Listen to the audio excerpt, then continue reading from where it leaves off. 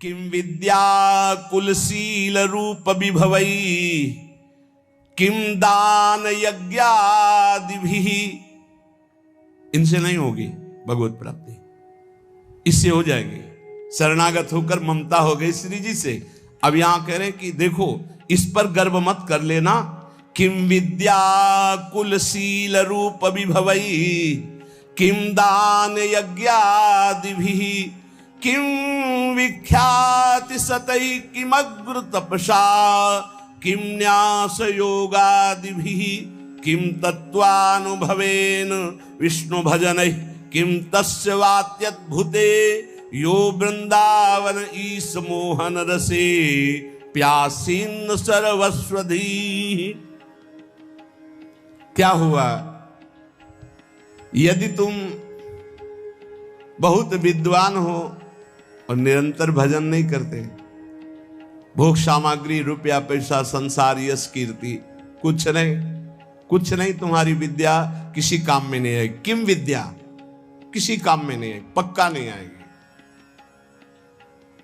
बहुत वैसे शब्दों से कहा गया है कि जैसे गधे की पीठ में ईंट लाद दो या चंदन लाद दो या वेद लाद दो, उसको भार ढोने से मतलब, ऐसे ही बुद्धि में केवल विद्या है, उसका प्रयोग नहीं है।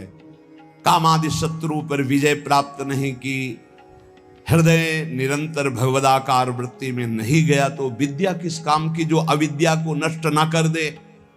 केवल विद्या है, अविद्या का नाश होकर के ब्रह्म विद्या जागृत नहीं हुई या पराविद्या, तो फायदा क्या हुआ ऐसी विद्या का? बहुत ऐसा है।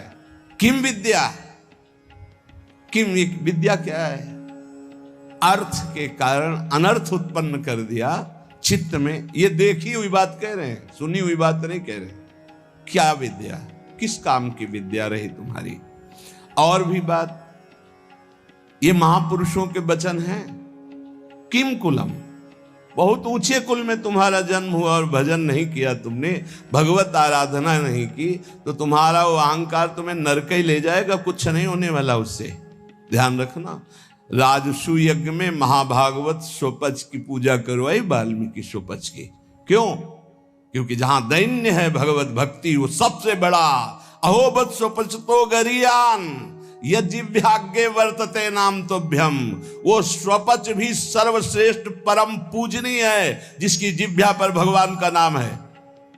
प्रहलाद जी ने कहा है कि सब गुणों से युक्त ब्राह्मण है और भजन नहीं करता, मनमानी आचरण, शास्त्र विरुद्ध आचरण, तो किम कुलम, क्या उससे प्राप्त हो जाएगा?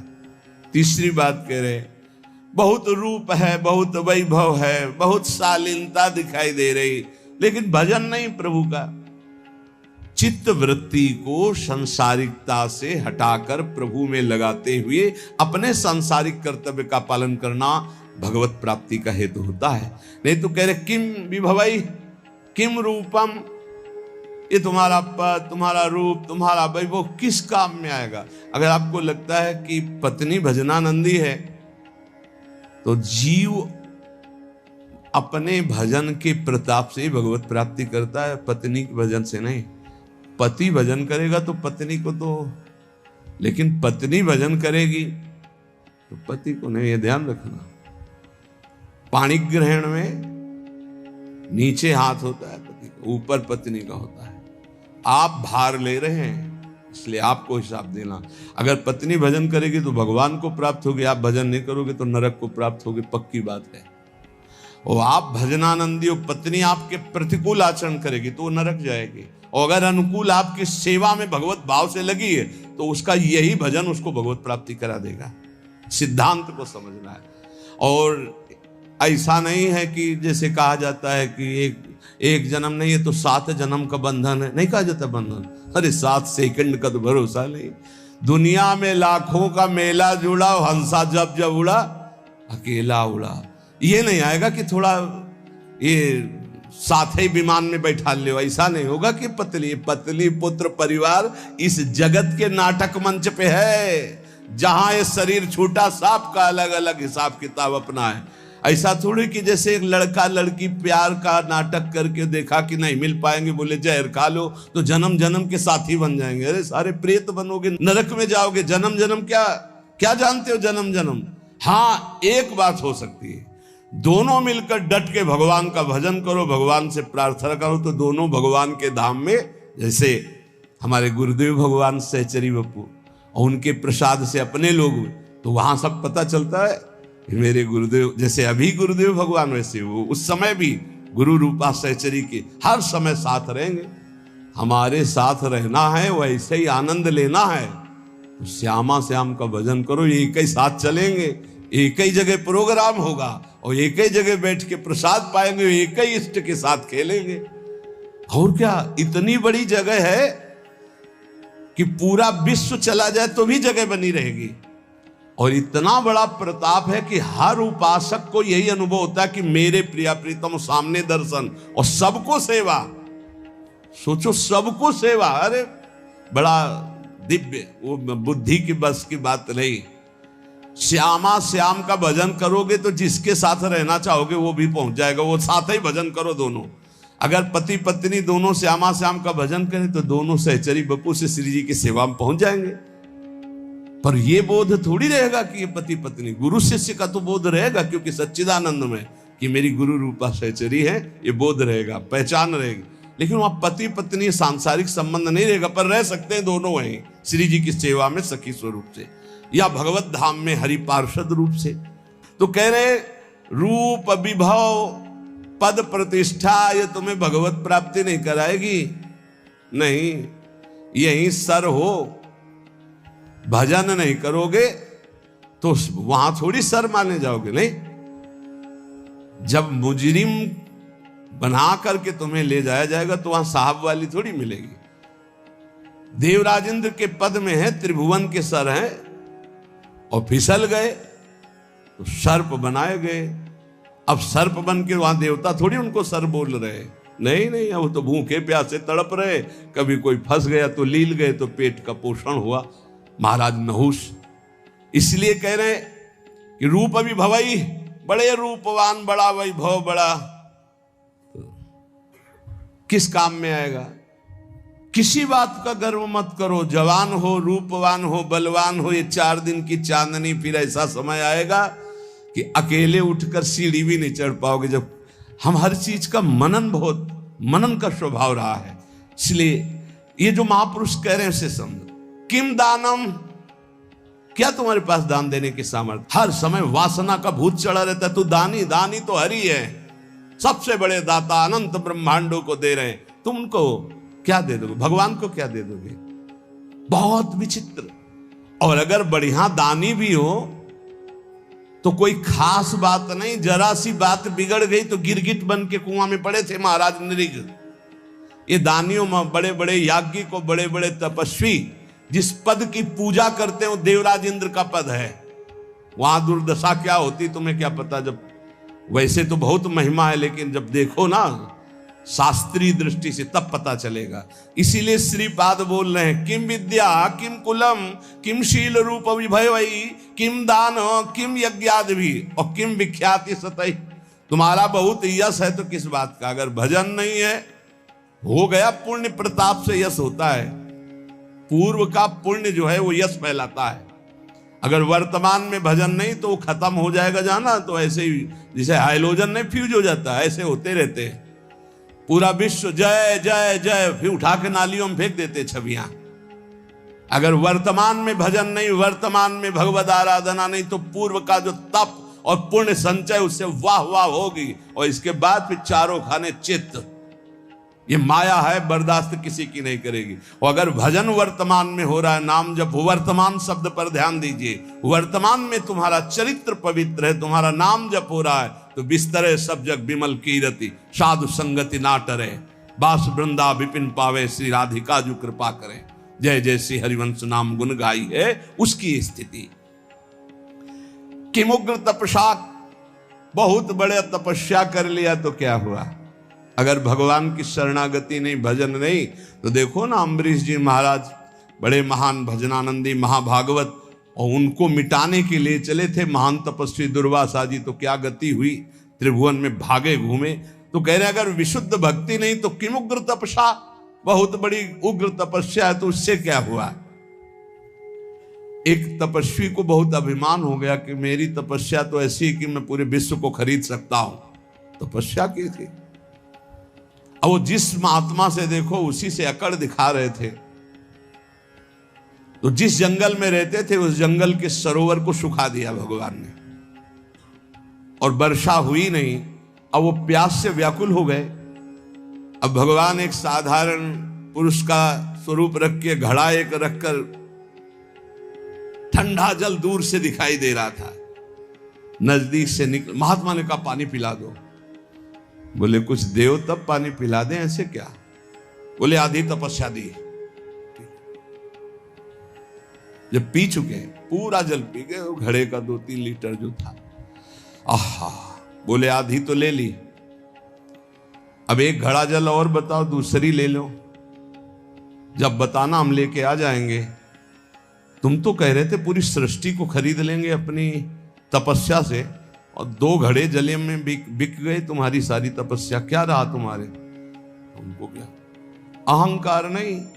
ये वायु, ये अग्नि, ये जल, ये पृथ्वी, ये तुम्हारा पोषण कर रही। अहंकार मत करो, उसी से तुम्हारा शरीर बना है, उसी से तुम तप कर रहे हो। तो भगवान की जय जयकार करो, अहंकार करने की जरूरत नहीं। तुम्हारा जितना तप है 2 घड़े जल में बिक गया।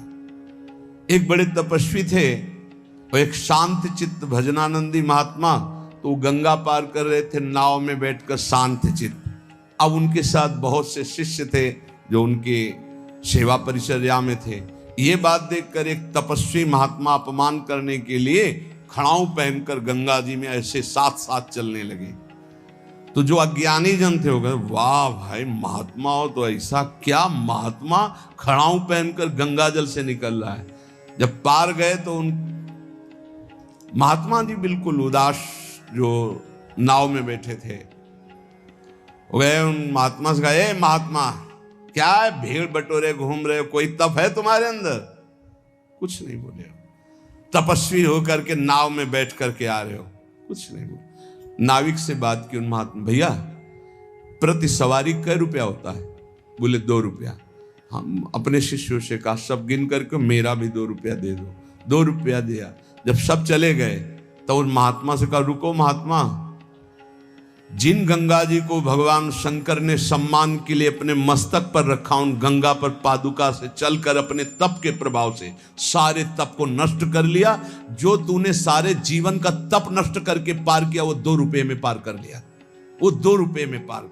ये अगर तपस्या का अहंकार हो जाए तो 2 कौड़ी की तपस्या हो जाती है। श्रीपाद कह रहे हैं कि मुग्र तपसा और न्यास योगादि भी।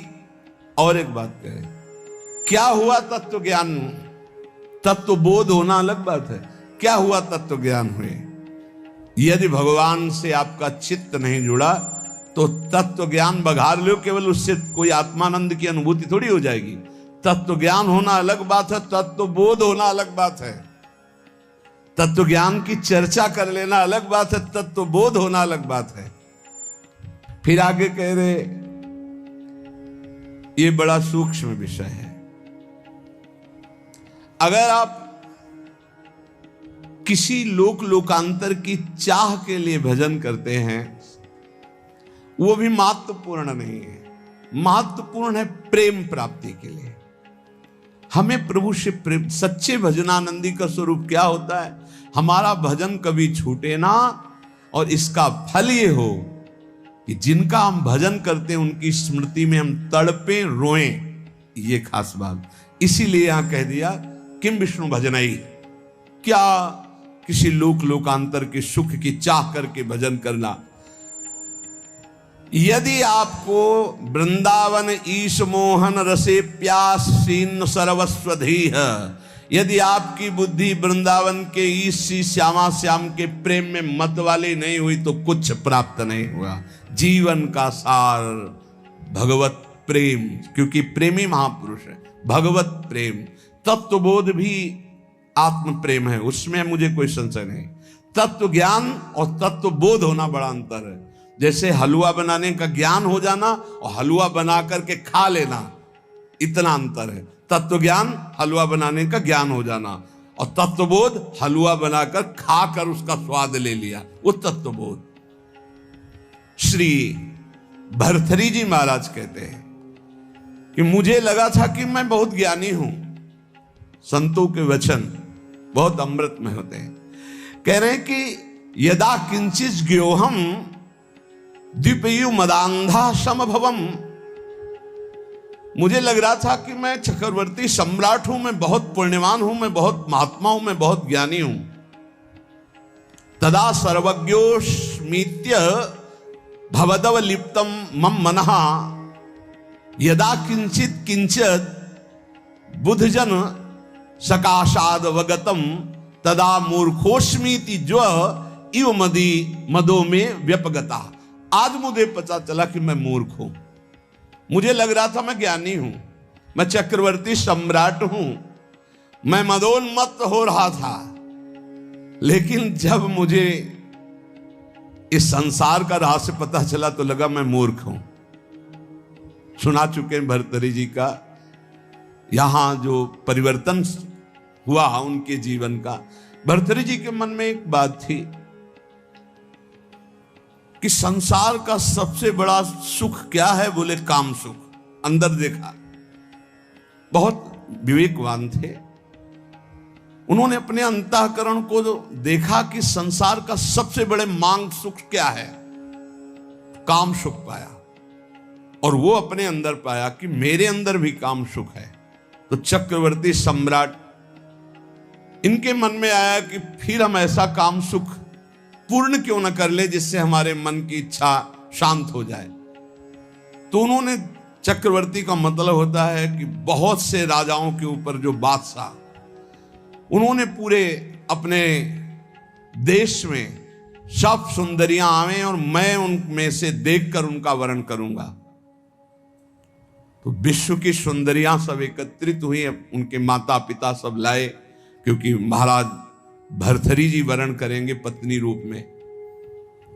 सबको देखा, एक पिंगला नाम की सर्वांग सुंदरी भर्तृहरि जी की वहां जम गई और कहा कि आप मुझे अपने पति रूप में स्वीकार करेंगे। तो उसने कहा हमारा अहोभाग्य। बहुत भागवतिक रीति से जो शास्त्रीय पद्धति है, पाणिग्रहण संस्कार हुआ। अब ये तो जो भागवतिक पुरुष होते हैं उनके स्वभाव में कुछ अलगाव होता है संसारिक पुरुषों से।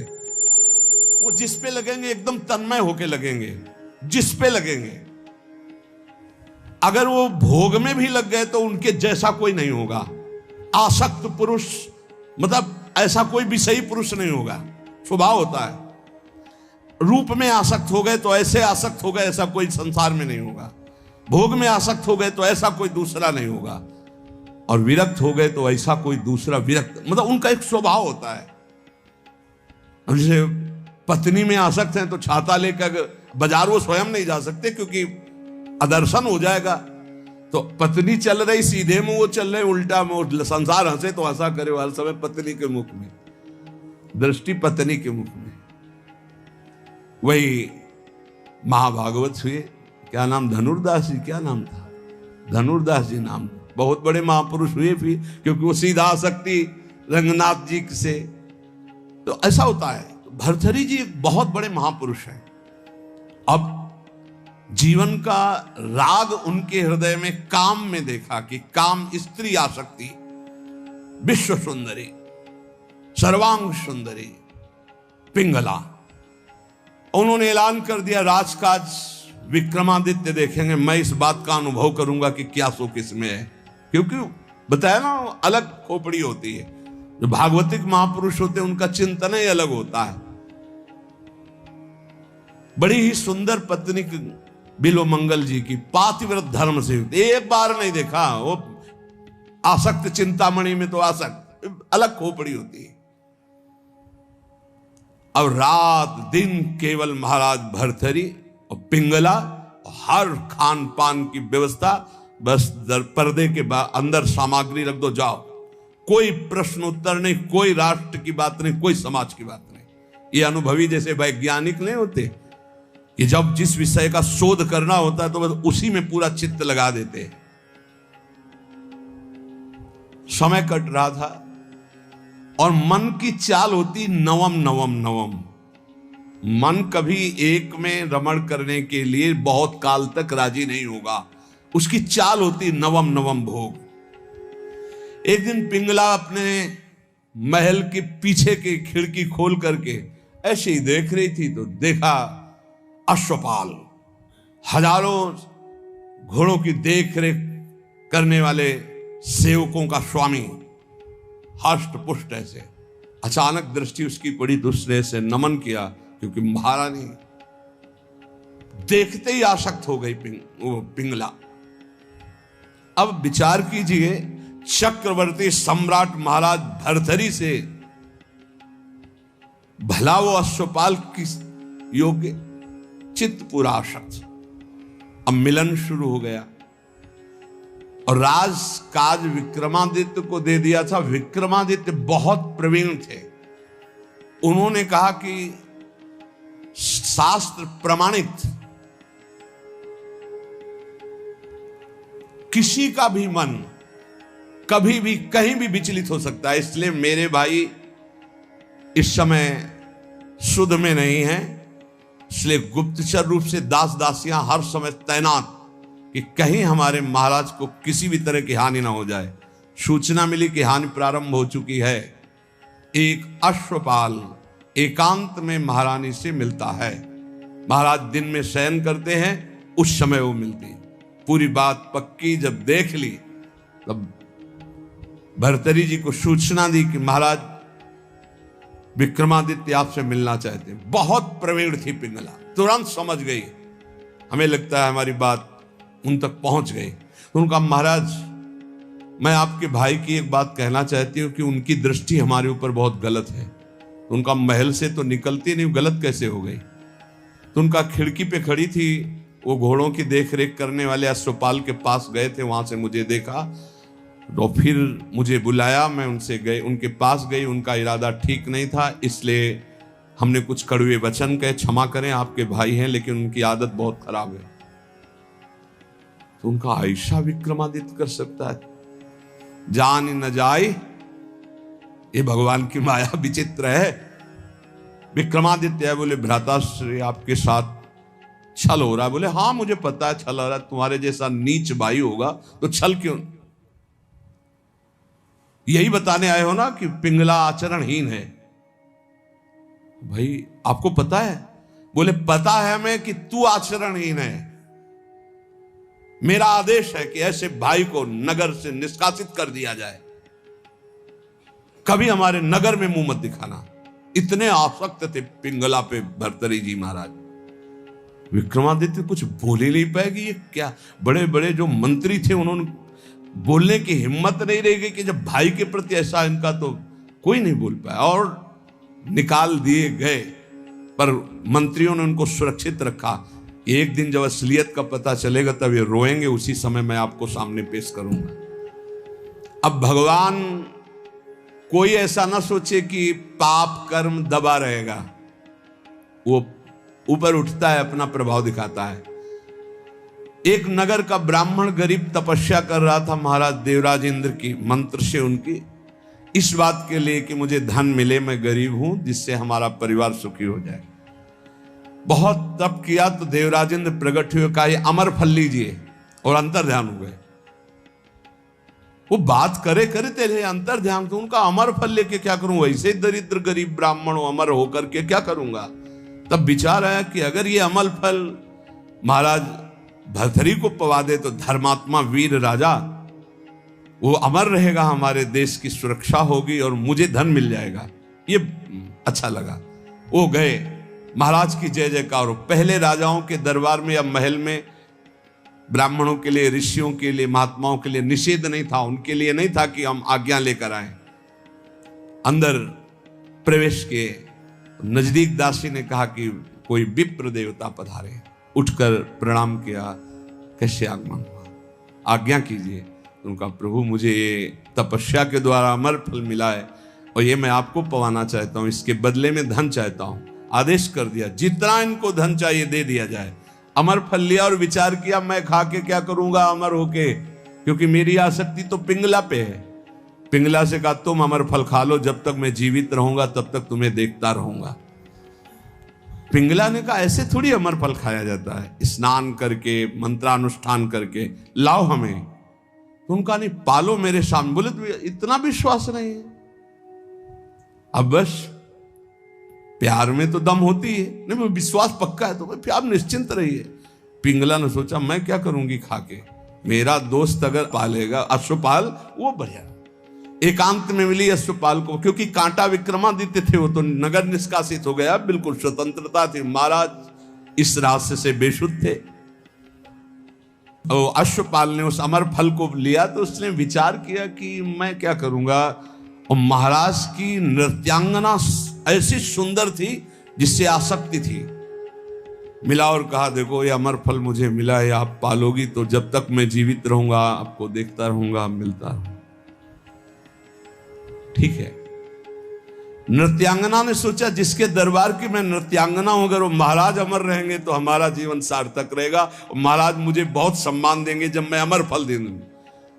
उसने प्रार्थना करवाई कि आपके दरबार की नृत्यांगना मिलना चाहती है आपसे। बुला लिया, कहा महाराज ये अमर फल। महाराज ने कहा तुझे अमर फल कहां से मिला? ये अमर फल सत्य बोल तुझे कहां से मिला? महाराज मुझे तो अश्वपाल ने दिया, मेरा वो दोस्त है, मेरा मित्र है उसने। और उस समय पिंगला वहां नहीं थी। तुरंत अमर फल लिया और बोले तुम्हें जो संपत्ति चाहिए हम देंगे, कल हम दरबार में आते हैं। दरबार में गए, सब सभा एकत्रित, वर्षों के बाद आज दरबार में आए थे। तब उन्होंने कहा बुलाया जाए जिसको अश्व जो घोड़ों की सेवा में आया। सत्य बोला तो तुझे माफ कर देंगे। बोल इस फल को पहचानता है? हाँ सर, यह अमर फल है, तुझे कैसे मिला? सत्य बोलना, अगर झूठ बोला तो उनका अगर हमारे प्राण माफ किए जाएं तो बिल्कुल सभा में कहता हूं कोई दंड नहीं मिलेगा। उनका महारानी पिंगला ने दिया है। ठीक है जाओ, बुलाओ पिंगला। अब वो तो सज धज के आ रही थी कि आज दरबार में पार्श्व में विराजमान होंगी सिंहासन। गए कटघरे में खड़ी हो करो इसको। और तलवार निकाला और कहा देखो मेरे देश के विप्र ने तपस्या की थी, अमर फल दिया था, इनको पवाया था, ये अमर है और मैं काटूंगा, ये मरेगी नहीं। ये अरे महाराज क्यों, क्या तुझे अमर फल पर विश्वास नहीं? सर झुका दे। कहां है वो अमर फल? सत्य बोल तो तुझे माफ करो। बोले अश्वपाल को दिया था। क्या मेरे से श्रेष्ठ है अश्वपाल? मैं चक्रवर्ती सम्राट भर्तरी तेरे योग्य नहीं रहा? धिक्कार है ऐसी बात। तभी कह रहे यदा किंचित व्योहम द्विपयु मदांधा संभवम। मैं मदांध हो गया था, अपने को ज्ञानी समझता था, अपने को बलवान समझता था, अपने को राजा समझता। उसी समय भर्तरी जिनका धिक्कार है। मैं चक्रवर्ती सम्राट, मुझसे पिंगला तृप्त नहीं, पिंगला से अश्वपाल तृप्त नहीं, अश्वपाल वैश्या से प्रेम करता। धिक्कार है। कहां प्यार है, कहां अपनापन है? और मुकुट उतार के रखा और कहा कि आज अगर विक्रमादित्य होते तो मुझे ये चिंता नहीं होती कि मेरे राज्य का क्या होगा। तब मंत्रियों ने कहा आप महाराज निश्चिंत रहें, व्यवस्था पूरी, विक्रमादित्य सुरक्षित है। तो उनको यहां विराजमान करो, मैं एक क्षण भी ऐसे प्रपंच में नहीं टिकूंगा। महावैराग्यवान होकर भर्तरी जी के श्लोक बैरागियों के अमृत है।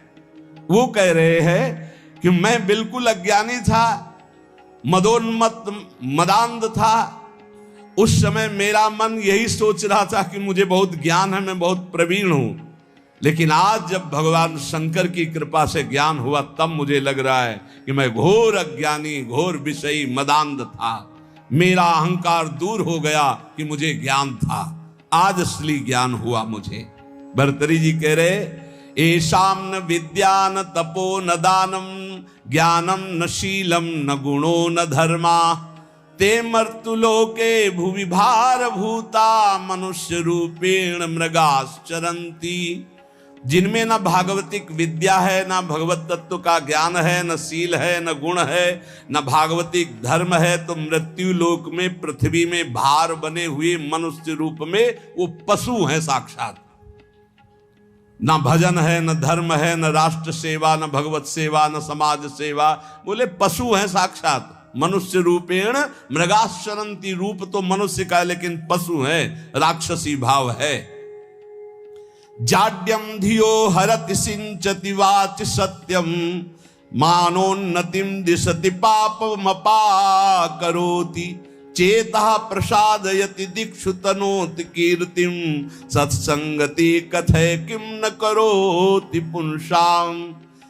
यदि संत पुरुषों का संग मिल जाए तो किसका नहीं उपकार हो जाएगा, अर्थात किसका नहीं मंगल हो जाएगा, अर्थात सबका हो जाएगा।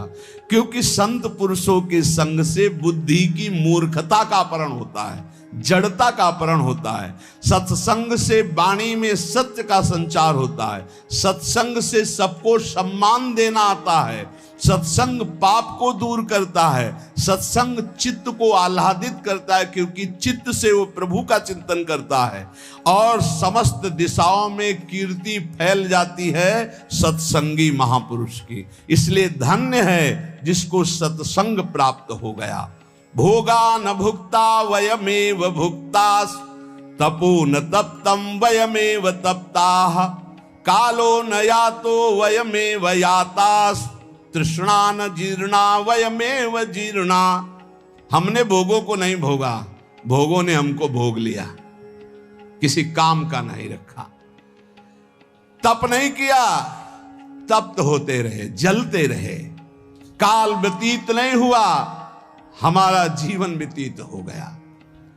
तृष्णा नहीं मरी, हम जीर्ण हो गए, वही भोग वासना।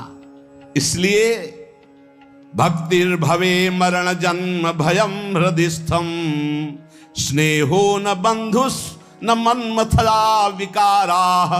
संसर्ग दोष रहिता विजना वनांता, वैराग्य मस्तिकिमतः परमर्थ नियम। सबके आदि कारण भगवान का भजन करो, मान लो मेरी बात, वही तुम्हारे हृदय से जन्म मृत्यु का चक्र मिटा देंगे। यहां कोई तुमसे प्यार नहीं करता, भर्तृहरि जी कह रहे हैं, उनका अनुभव। ना कोई तुम्हारा यहाँ भाई है, न बंधु है, न कुटुंबी है, न पत्नी है, न पुत्र है। केवल माया ममता का विकार रचकर तुम्हें भगवत प्राप्ति से विमुख करने का नाटक कर रही है। हृदय में एक काम विकार का अभाव कर दो, कुछ नहीं है इसमें, केवल माया नाटक के द्वारा समय नष्ट कर रही है। कामिनी के कमनी कलेवर को देखकर जिसका मन आसक्त हो गया है वो क्या करेगा। ये संसारिक लोग केवल शरीर संसर्ग जनित सुख में ही अपने जीवन को नष्ट कर देते हैं, वो परमात्म सुख को नहीं जानते। ये शरीर कोई अपना थोड़ी है, इसमें कोई सुख है। बहुत विचित्र है, प्रवचन कर लेना सरल है, सुन लेना सरल है, आसक्ति हटाना कठिन है। शरीर अविद्या है, केवल अविद्या। ये जो आप देख रहे हो, अविद्या का भोग ही एक लक्ष्य बना हुआ शरीरधारियों में। परम विद्या भगवान के आनंद की हमारे अंदर मांग है, इसलिए हर भोग के बाद हमें घृणा हो जाती कि यार शायद इसमें सुख नहीं, शायद इसमें सुख हो, इसमें सुख नहीं। पूरा जन्म जन्मांतर व्यतीत होते गए, आज तक नहीं वो मिला सुख, क्योंकि हमारे अंदर जो मांग है वो परमात्म सुख है। परमात्म सुख प्राप्त करने के लिए मानव जन्म मिला है। इसीलिए श्री भर्तृहरि जी कह रहे हैं, अगर सुख है तो राग रहित होकर वैराग्य में सुख है। जब तक शरीर स्वस्थ है तब तक भगवत प्राप्ति का उपाय कर लो, नहीं धोखा हो जाएगा। यावत् स्वस्थमिदं कलेवर गृहम, यावच्च दूरे जरा, यावच्चेन्द्रिय शक्तिर प्रतिहता, यावच्छयो नायुषः। आत्मश्रेयसि तावदेव विदुषा कार्यः प्रयत्नो महान्, प्रोद्दीप्ते भवने च कूप खननम प्रत्युद्यमः कीदृशः। भर्तृहरि जी महाराज कह रहे, जब तक तुम्हारा शरीर जवान है, स्वस्थ है, आप भजन कर लो। बुढ़ापा में भजन नहीं कर पाओगे, बुढ़ापे में भजन नहीं होता, प्रपंच होता है। प्रपंच जीवन भर प्रपंच किया तो बुढ़ापे में प्रपंच ही। बूढ़े तोता को कुछ नई चीज नहीं सिखा सकते। एक लाया गया था तोता, तो जैसे को राधा, तो राधा नहीं बोलेगा, उसको जो सिखाया गया था वो बूढ़ा तोता उतना ही बोलता था बस। जैसे मिट्ठू तो कहेगा मिट्ठू, राधा नहीं बोलेगा, क्योंकि सिखाया नहीं गया ना। ये प्रपंच सीखे हुए मन बुद्धि पूरे जीवन, अब उनको बुढ़ापा में कहो राधा, तो बुढ़ापा में राधा थोड़ी बोलेंगे। देख लो जब बूढ़े बैठे हो, देखना ये बात अच्छे से समझ लो। बूढ़ा तो होता राम राम नहीं रटता, राधा राधा नहीं रटता, तो कह रहे जब बुढ़ापा आ जाएगा तो भजन नहीं होगा। जवानी में भजन नहीं करोगे तो बुढ़ापा भजन नहीं होगा।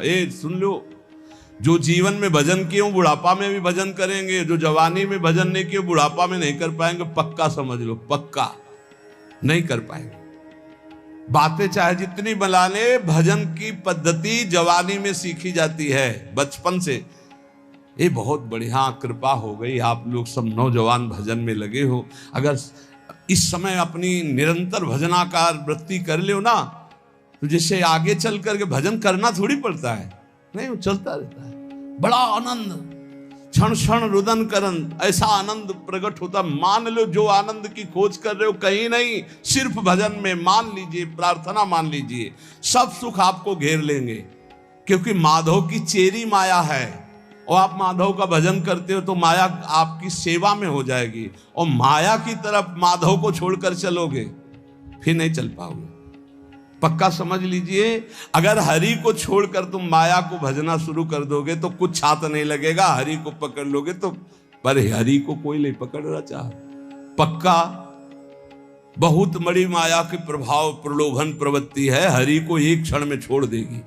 एक बार नारायण भगवान ने कहा लक्ष्मी जी से कि देखो प्रभाव तो हमारे ही जोर का है। तो लक्ष्मी जी ने कहा वैसे हम आपके ही प्रभाव से प्रभावित है, लेकिन दुनिया में हमारा ही प्रभाव है।